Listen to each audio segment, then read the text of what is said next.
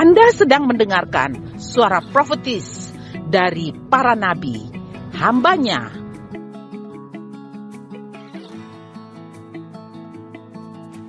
Dengarkanlah dan lakukanlah perintah Tuhan melalui para nabi, maka engkau akan berhasil. Selamat mendengarkan. Dan kalau kita baca selanjutnya,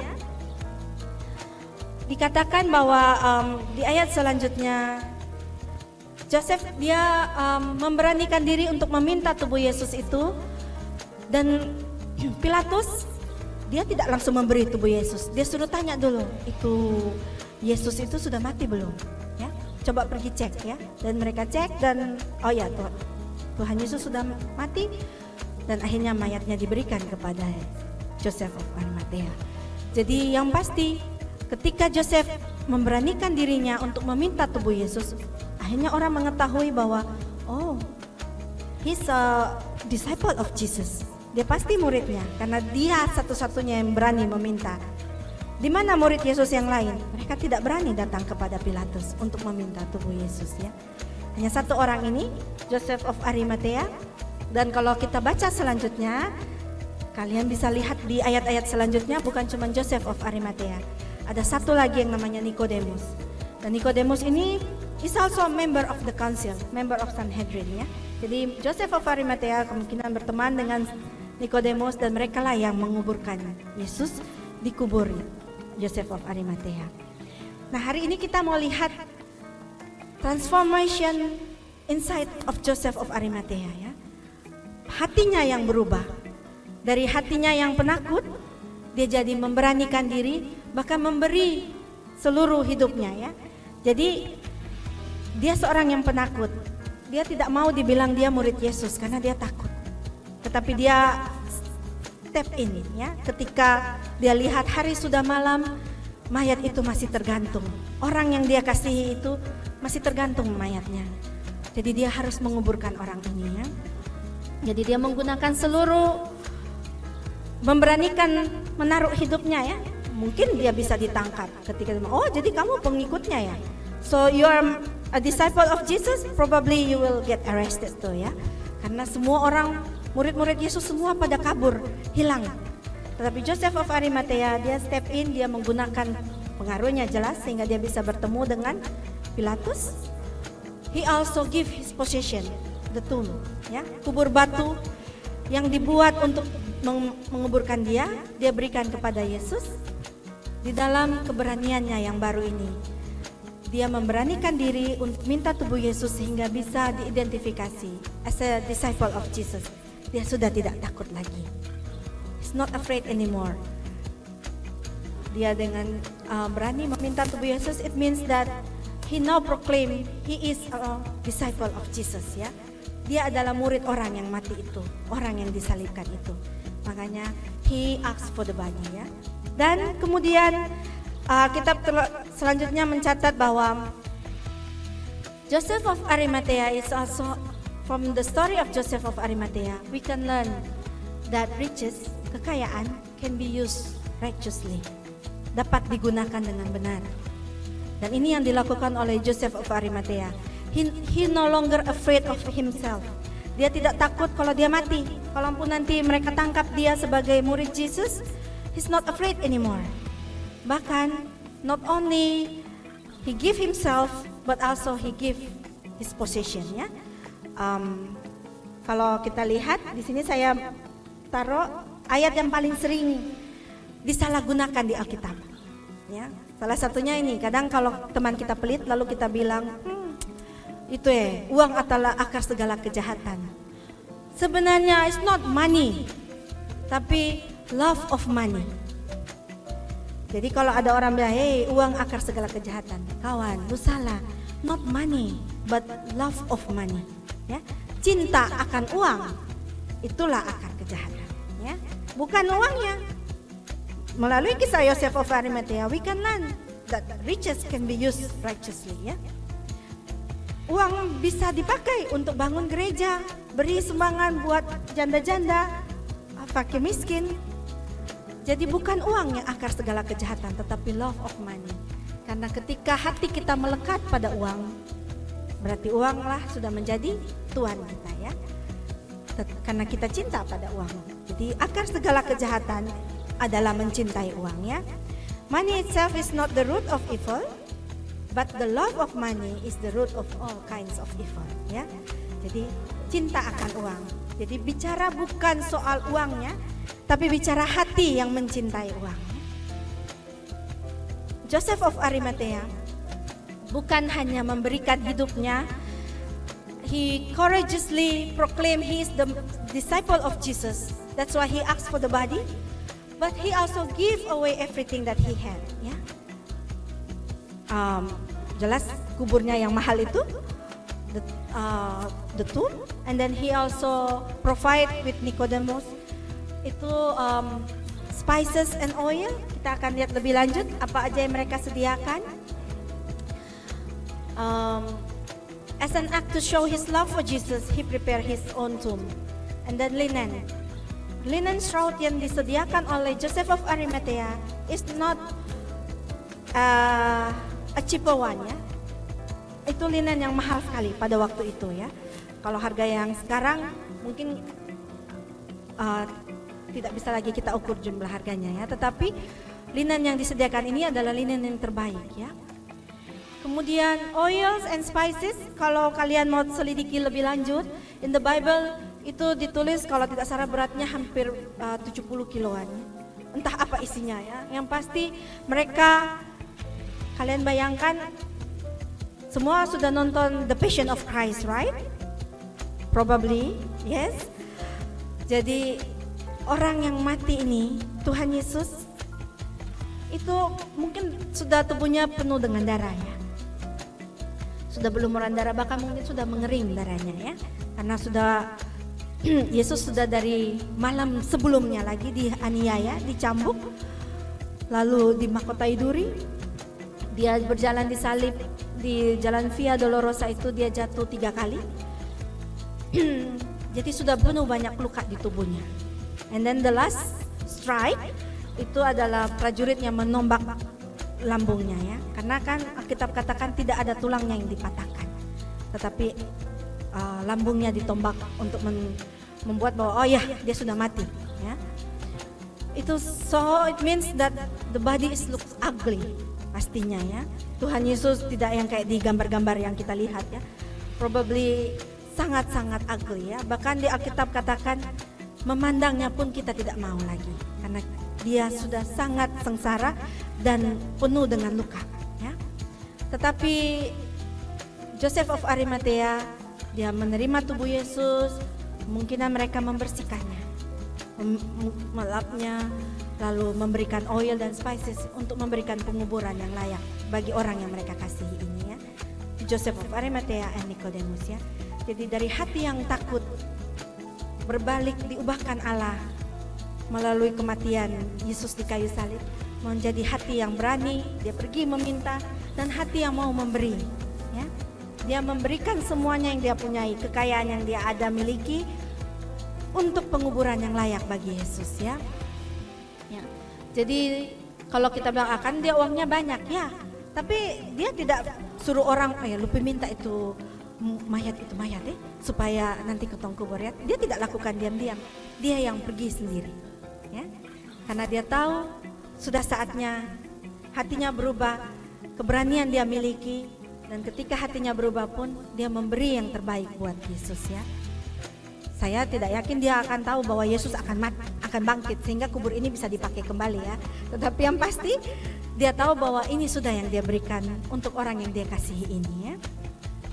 Yang dia tahu bahwa orang ini adalah orang yang benar dan orang yang dia kasihi karena ia adalah pengikut Kristus ya.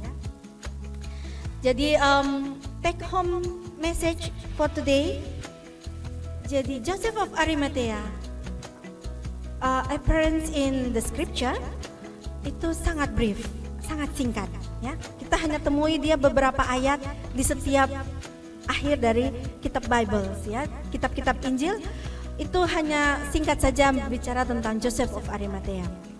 Tetapi kalau kalian mau selidiki sejarahnya lebih lanjut, especially in Rome, in Roma Katolik punya sejarah, dia akhirnya mendapat gelar sebagai salah satu saint, ya, salah satu orang kudus, Joseph of Arimathea, ya. And then formerly coward, ya, dia afraid to publicly identify with Jesus. Tetapi ketika Yesus mati, dia lihat mungkin Yesus mati, mungkin dia ada di antara orang-orang yang berada di bawah salib Yesus, hatinya berubah dan dia memiliki keberanian. He courageously goes to Pilate to ask for Jesus' body. And then yang ketiga adalah generously share. Apapun yang dia miliki, kuburnya, the tomb, menyediakan kain untuk membungkus tubuh Yesus agar Yesus bisa dikuburkan dengan layak. Dan kemudian juga mereka menyediakan oil dan spices yang nilainya, kalau dinilai sekarang, sangat banyak uang yang mereka keluarkannya. Itu semua dia berikan karena dia memiliki hati yang berubah, ya, self-sacrifice heart. And then we should inspired by his generosity, ya, kemurah hatiannya, ya, generosity and quick thinking. Karena besok mau hari Sabat, kalau di malam ini terlewat, Tuhan Yesus itu akan tergantung seterusnya di kayu salib dan akan dimakan oleh binatang, oleh burung. Di udara akan makan tubuh orang yang digantung oleh di kayu salib, ya. Jadi karena dia tahu dia harus bertindak cepat, ya. Itu makanya dia memiliki keberanian itu untuk datang kepada Pilatus. Nah, ini yang menjadi ayat kunci kita hari ini. Saya tulis dalam bahasa Indonesia agar kita sama-sama bisa baca dengan sama, ya. Filipi 1 ayat 20 dan sampai 22a. 1, 2, 3. Sebab yang sangat kurindukan dan kuharapkan ialah bahwa aku dalam segala hal tidak akan beroleh malu, melainkan seperti sedia kala, demikian pun sekarang Kristus dengan nyata dimuliakan di dalam tubuhku, baik oleh hidupku maupun oleh matiku. Karena bagiku hidup adalah Kristus dan mati adalah keuntungan. Tetapi jika aku harus hidup di dunia ini, itu berarti bagiku bekerja memberi buah, ya. Jadi seperti Joseph of Arimathea, ayat ini kadangkala muncul di ayat penguburannya. Kita kan tidak mau mati hari ini, ya, kita masih akan hidup 1000 tahun lagi, ya. But then the life that you live is not belong to you anymore. Itu sudah dibayar lunas, it belong to Jesus. Jadi hidup yang kalian hidupi sekarang adalah hidup yang harus memberi buah. Buah apa? Buah nangka enggak? Buah manggis juga enggak, ya. Tetapi buah-buah kebenaran, ya. Yang di Alkitab ditulis ada 9 buah roh. Itu jelas harus nampak dalam hidup setiap anak-anaknya, ya. When you proclaim that you are disciple of Christ, murid Yesus, and you full of the Spirit, penuh dengan Roh Kudus, then you need to show your fruit, ya. Kalian harus tunjukkan buah-buah kalian. Buah-buah apa? Buah-buah kebenaran, buah-buah Roh Kudus, ya. Love, joy, peace, patience, kindness, faithfulness, ada banyak, ada 9. Dan pasti semua itu harus nampak dalam hidup anak-anaknya, ya. Seperti Joseph of Arimathea memiliki hati yang berubah. Dia tidak lagi hanya untuk dirinya sendiri karena takut dengan orang, tetapi dia memberi hidupnya, ya. Self-sacrifice his life untuk memberanikan diri mengambil mayat Yesus, ya. Jadi hari ini kita belajar, walaupun orang yang sangat singkat diberitakan di firman Tuhan, ya, tetapi orang ini punya dampak yang sangat signifikan pada peristiwa penguburan Yesus, ya. Satu passage diberikan khusus untuk orang ini, yaitu pada saat Yesus dikuburkan. Dan dari perubahan hati yang dia miliki, namanya tercatat down to the history, ya. Tercatat dalam sejarah sebagai orang yang memberikan kuburnya bagi Yesus, ya. Tuhan Yesus dibaringkan mana? Selama diberitakan kematian Yesus, akan diberitakan juga pasti tentang orang ini, ya. Joseph of Arimathea, a formerly coward disciple, but now he's very brave. Dia berani, dia courageous, dia mengambil tubuh Yesus dan memakamkannya, menunjukkan kasihnya kepada orang yang mati itu, ya. Di hari ini kita pelajari tentang Joseph of Arimathea. Sama-sama kita lihat, saya mungkin tidak punya apa-apa yang saya bisa berikan buat Tuhan Yesus. but you have your life. Ya, kalian punya hidup kalian. Mungkin saya juga tidak punya kubur batu yang kaya seperti punyanya Yosef of Arimatea. Tapi Tuhan tidak menginginkan apapun karena Tuhan punya semuanya di dunia ini. Yang Dia mau adalah kita memberikan hidup kita, hati kita untuk Dia pakai sebagai alatnya. Ya, jadi apapun yang kalian punya, apa di tangan kalian? Seperti pertanyaan, when God asked Moses, what is in your hand? Tuhan tidak cari apapun yang lain yang kalian tidak punya, tidak. Tuhan tanya apa yang ada di tanganmu, apa yang ada di hidupmu, itulah yang mau Dia pakai ya. Tinggal kalau kata firman Allah, Dia tidak mencari orang yang mampu, tetapi Dia mencari orang yang mau dipakai sebagai alat kerajaannya ya. Oke? Sama-sama hari ini kita belajar sesuatu ya. Jangan hari ini belajar, saya belajar rich man itu orang kaya, bukan. Kita belajar hari ini bahwa saya harus punya hati yang berkorban. Hati yang dimiliki oleh Joseph of Arimatea ya, memberi segalanya untuk Kristus ya. Baik, mari kita semua bangkit berdiri. Saya undang tim praise and worship team. Lord, I give you my heart, I give you my soul, I live for you alone. Every breath that I take, every moment I'm awake, Lord, have your way in me. Lord, I give you my heart, I give you my soul, I live for you alone. Every breath that I take, every moment I'm awake, Lord, have your way in me. Lord, I give you my heart, I give you my soul, I live for you alone. Every breath that I take, every moment I'm awake, Lord, have your way in me. Berikan hatiku dan jiwaku, semuanya bagimu di dalam hidupku, di setiap waktu. Nyatakan jalanmu, buktikan hatiku dan jiwaku,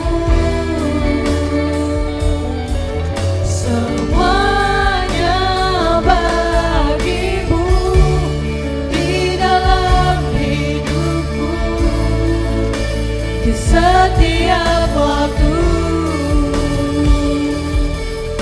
Nyatakan jalanmu, buktikan hatiku dan jiwaku, semuanya bagimu di dalam hidupku, di setiap waktu. Nyatakan jalanmu.